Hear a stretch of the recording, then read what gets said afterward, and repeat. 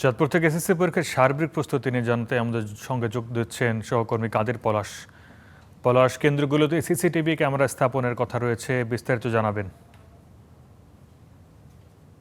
হ্যাঁ আরিফ, আসলে চাঁদপুরের যেসব কেন্দ্রগুলিতে এবারে এসএসসি পরীক্ষা অনুষ্ঠিত হচ্ছে, প্রায় প্রতিটি কেন্দ্রেই সিসি ক্যামেরা ইতিমধ্যে স্থাপন করা হয়েছে। শুধু আমি এখন আছি চাঁদপুর হাসান আলী উচ্চ বিদ্যালয় কেন্দ্রে। এখানে আমি এখানকার যে প্রধান শিক্ষক আছেন তার সাথে কথা বলেছি।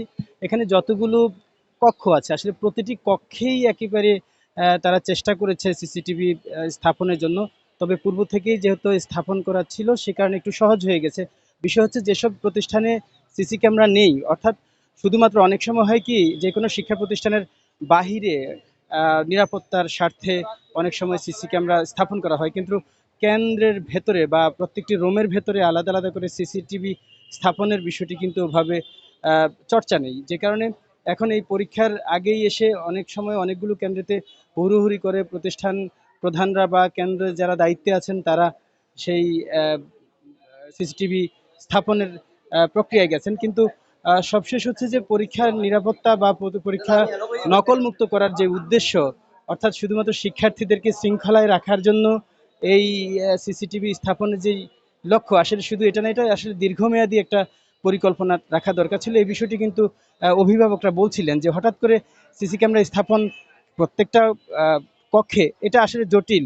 আরেকটা বিষয় হচ্ছে যে শিক্ষার্থীরাও এক প্রকার দ্বিধাদ্বন্দ্বে ভুগবেন, একটু হেজিটেশনে থাকবেন, একটু অস্বস্তিতে থাকতে পারেন, এরকম কথাও বলছে কিন্তু অভিভাবক। এবং শিক্ষার্থীরা যদিও বলছেন তাদের প্রিপারেশন অসুবিধা নেই, ঠিক আছে, এবং তারা পরীক্ষা কেন্দ্রে তারা ঠিকভাবে পরীক্ষা দিতে পারবেন, সেই আশা তারা করছেন। আমি কয়েকটা শিক্ষা প্রতিষ্ঠানের সাথে কথা বলেছি, শিক্ষা প্রতিষ্ঠান প্রধানের সাথে কথা বলেছি। তারা বলছেন যে যদিও সময়ের সংকীর্ণতার কারণে প্রত্যেকটি কেন্দ্রেই বা প্রত্যেকটি কক্ষেই সিসিটিভি স্থাপন সম্ভব না হলেও, তারা কিন্তু যারা পর্যবেক্ষক থাকবেন, যারা টিচার থাকবেন, তারা কিন্তু সর্বোচ্চ মনিটরিং এবং সর্বোচ্চ স্বচ্ছ পরীক্ষা নেওয়ার জন্য চেষ্টা করবেন।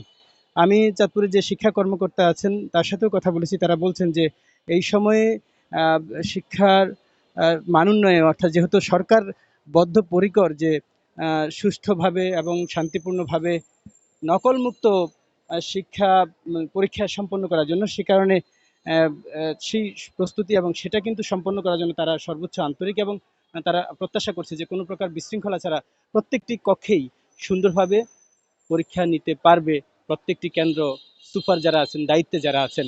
আরিফ, ধন্যবাদ পলাশ।